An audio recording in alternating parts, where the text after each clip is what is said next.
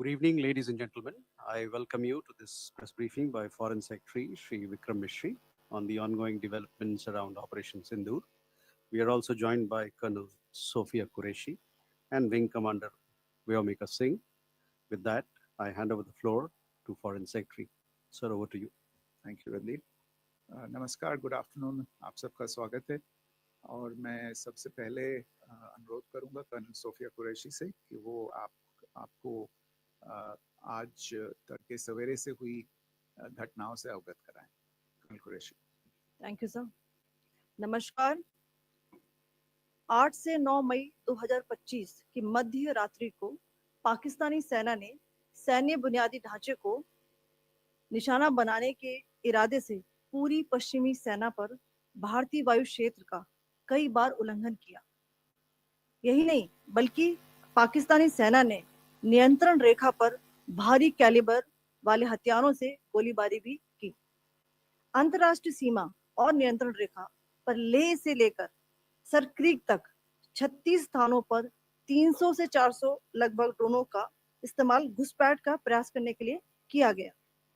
भारतीय सशस्त्र बलों ने काइनेटिक्स व नॉन काइनेटिक साधनों का उपयोग करके इनमें से कई ड्रोन्स को मार गिराया।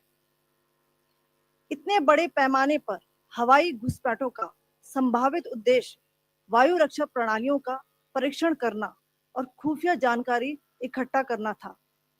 ड्रोन के मलबे की फोरेंसिक जांच की जा रही है। प्रारंभिक रिपोर्ट्स से पता चलता है कि वे तुर्की के असीस गार्ड सोंगर ड्रोन्स हैं।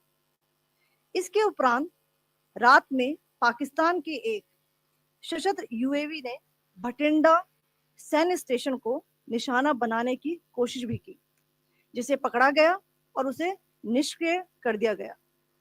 पाकिस्तानी हमले के जवाब में पाकिस्तान में 4 हवाई रक्षा स्थलों पर सशस्त्र ड्रोन्स लॉन्च किए गए। इनमें से एक ड्रोन एडी रडार को नष्ट करने में सक्षम रहा।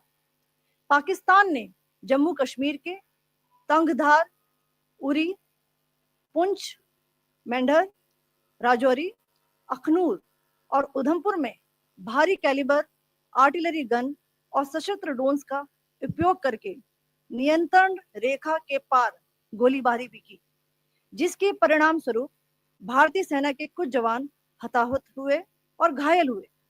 भारतीय जवाबी कार्रवाई में पाकिस्तानी सेना को भी बड़ा नुकसान पहुंचाया गया। इसके अलावा पाकिस्तान का गैर जिम्मेदाराना व्यवहार फिर से सामने आया। 7 मई 2025 को रात 8:30 बजे एक असफल अकारण ड्रोन और मिसाइल हमला करने के बावजूद पाकिस्तान ने अपना नागरिक हवाई क्षेत्र बंद नहीं किया। पाकिस्तान अपने नागरिक विमानों को ढाल के रूप में इस्तेमाल कर रहा है, जबकि उसे अच्छी तरह से पता है कि भारत पर उसके हमले से हवाई रक्षा की तीव्र प्रतिक्रिया होगी। यह भारत और पाकिस्तान के बीच अंतर्राष्ट्रीय सीमा के पास उड़ान भरने वाले अंतर्राष्ट्रीय उड़ानों सहित नागरिक विमानों के लिए सुरक्षित नहीं है। यहाँ स्क्रीन शॉट में पंजाब सेक्टर में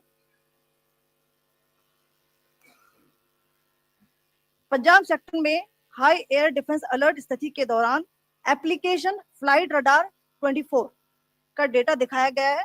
जैसा कि आप देख रहे हैं, यहाँ पर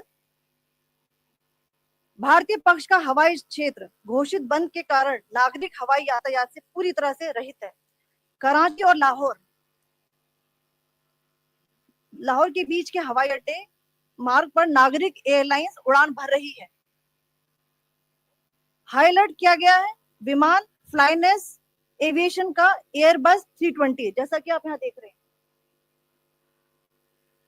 जो कि शाम को 5:50 दमम से शुरू हुआ और रात को 9:10 लाहौर में उतरा। ये सारा डिटेल्स आप यहाँ देख रहे हैं, ये डिटेल्स यहाँ लिखा हुआ है।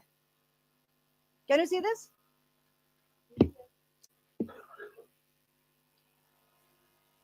भारतीय वायुसेना ने अपनी प्रतिक्रिया में काफी संयम दिखाया और इस प्रकार अंतरराष्ट्रीय नागरिक विमान सेवा की सुरक्षा सुनिश्चित की। धन्यवाद। जय Hind.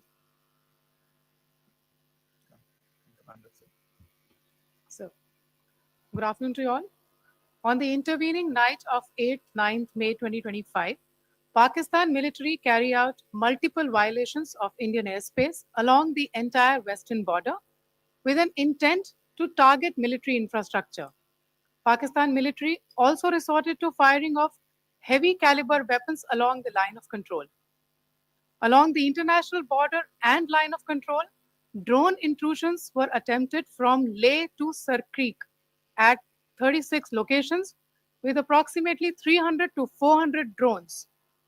Indian Armed Forces brought down a number of these drones using kinetic and non-kinetic means. The possible purpose of these large-scale aerial intrusions were to test the AD systems and gather intelligence. Forensic examination of the drone debris is being undertaken. Preliminary reports suggest them to be of Aziz Guard Songa drone of Turkey. Later in the night, an armed UAV of Pakistan attempted to target Bhatinda military station, which was detected and neutralized. In response to the Pakistani attack, armed drones were launched at 4 air defense sites in Pakistan. One of the drones was able to destroy an AD radar. Pakistan also carried out artillery shelling across the line of control using heavy caliber artillery guns and armed drones at Tangdhar, Uri, Poonch, Mendhar, Rajouri, Akhnur, and Udhampur in Jammu and Kashmir area, which resulted in some losses and injuries to Indian Army personnel. Pakistan Army also suffered major losses in Indian retaliatory fire. Additionally, Pakistan's irresponsible behavior again came to fore. Pakistan did not close its civil airspace despite it launching a failed unprovoked drone and missile attack on 7th May at 8:30 hours in the evening. Pakistan is using civil airliners as a shield, knowing fully well that its attack on India would elicit a swift air defense response.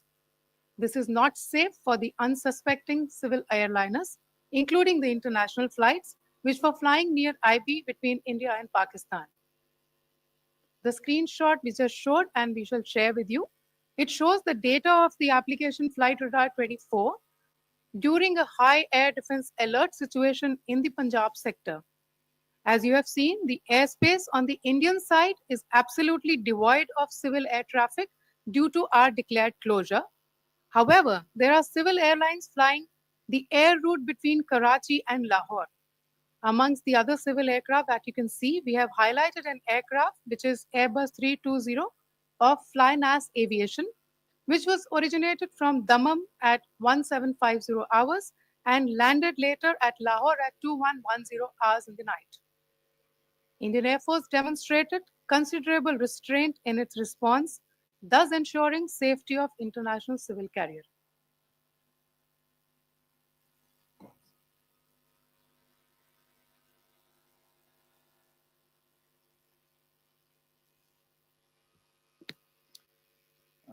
Thank you, Colonel Qureshi, Wing Commander Singh. I have just a few points to share in addition. कल रात की पाकिस्तानी सेना की कायरतापूर्ण गतिविधियों से आपको colonel Qureshi और विंग कमांडर सिंह ने पहले ही अवगत करा दिया है.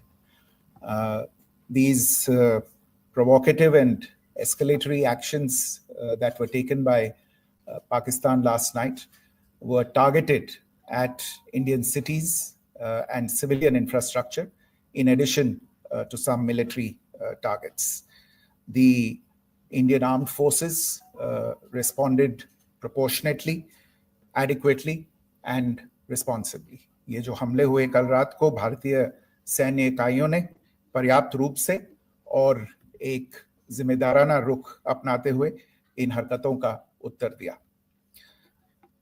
What I want to underline is that the official and blatantly farcical denial of these attacks that Pakistan carried out by the Pakistani state machinery is yet another example of their duplicity and the new depths that they are plumbing in their quest for disinformation. The other point in the same vein is Pakistani claims that they did not target or attack any religious places. You would recall that yesterday I shared with you an incident related to the attack on a Gurdwara in Punch. Instead of owning up to these attacks, Pakistan made the preposterous and outrageous claim that it was the Indian armed forces and the Indian Air Force that was targeting cities like Amritsar and trying to put the blame on Pakistan. This is nothing but a desperate attempt by Pakistan to disown its acts of aggression, but it is also true to type in its effort to deceive and mislead the world. It will not succeed. The Gurdwara in Punch in particular was attacked by Pakistan, and some local members of the Sikh community, including the Ragi of the Gurdwara, lost their lives in this incident, as I shared yesterday. TV पर आप इस हमले के चित्र देख सकते हैं. In addition, that we would attack our own cities is the kind of deranged fantasy that only the Pakistani state can come up with. Perhaps they do it because they are well versed in such action, as their history would show.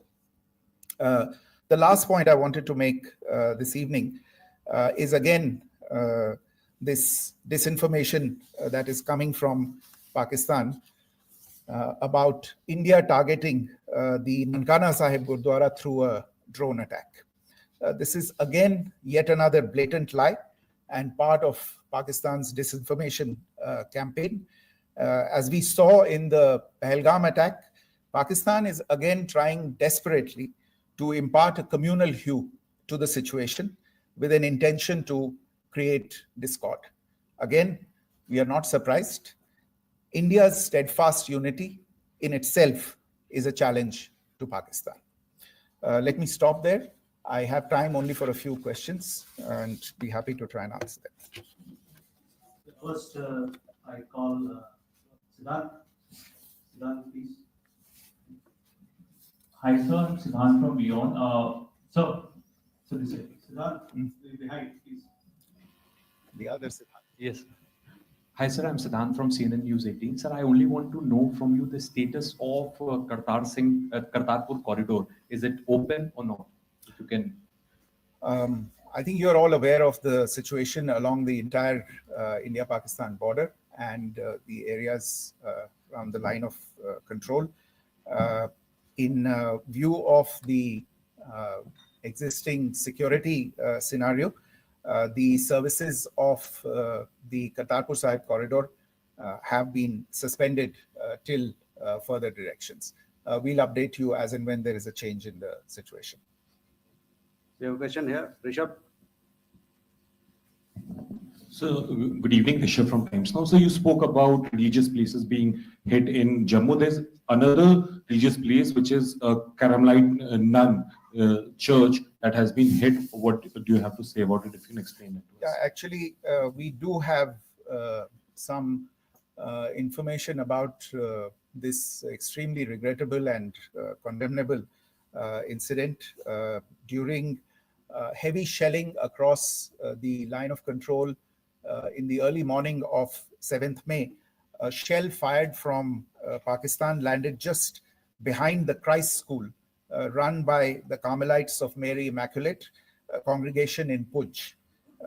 Tragically, the shell fired from Pakistan hit the home of 2 students of the Christ School.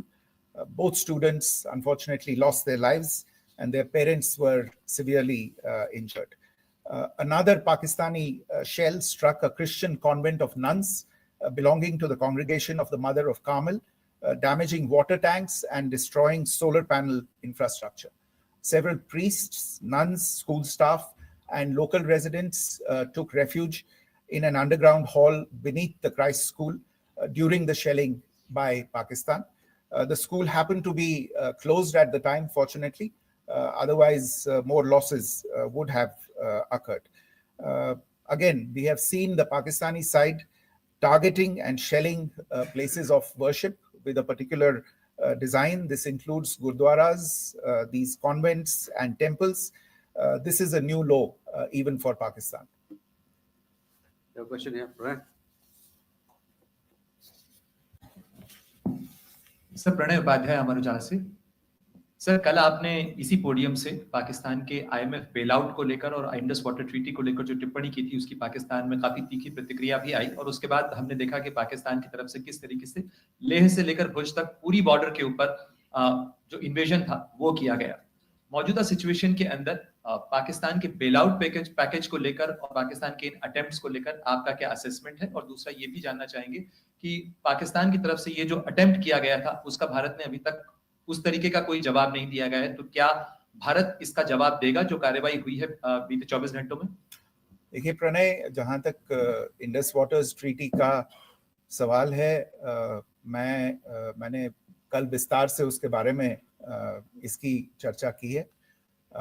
Indus Waters Treaty is in abeyance, and as such, I have nothing further to add to the decision that was announced by the Cabinet Committee on Security.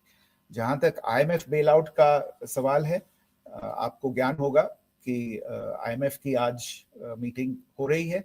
हम वहाँ पे अपना पक्ष रखेंगे और जो हमारा मत है इन चीज़ों को लेके वहाँ पे साझा करेंगे दूसरे मेंबर्स के साथ। ये बोर्ड पे निर्भर है कि वहाँ पे क्या निर्णय होता है।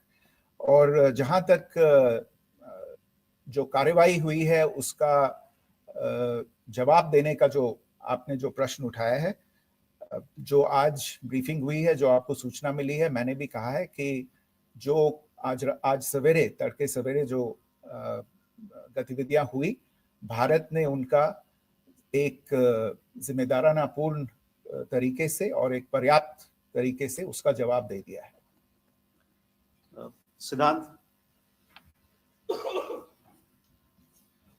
Hi, sir. Siddhant from Vion.